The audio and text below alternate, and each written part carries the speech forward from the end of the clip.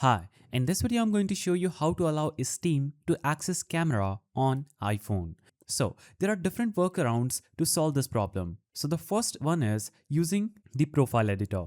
So open Steam mobile app, navigate and tap your profile in the top right corner. Click view profile and choose edit profile. Here select avatar tab and tap upload your avatar. Now when prompted, select the option to take photo. The system should display the camera access prompt, access the permission and close the app entirely and relaunch it. The QR scanner should now function.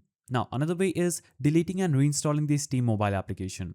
So the app's stored data might be corrupted. Therefore, a simple deletion and reinstallation cycle clears faulty permissions fast. This action will help you wipe all local data and you get a fresh start and a guaranteed permission request. So first, tap and hold the Steam mobile icon, select remove app and confirm the uninstallation. Restart your iPhone to clear system cache and re-download the Steam mobile app from the App Store. And immediately open the app and log in. Approve the camera access prompt. After you do this, verify screen time restrictions on camera use. So first open iPhone setting app, tap on screen time in settings and choose content and privacy restrictions in screen time.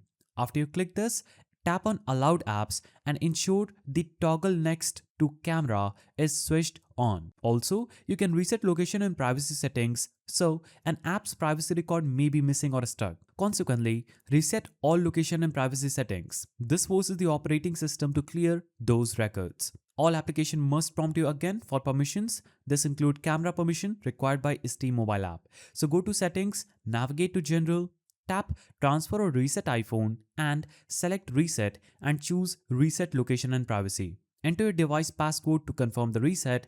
So after you try out these steps, your problem will surely be fixed. If you found this guide helpful, please don't forget to give it a thumbs up and thanks for watching.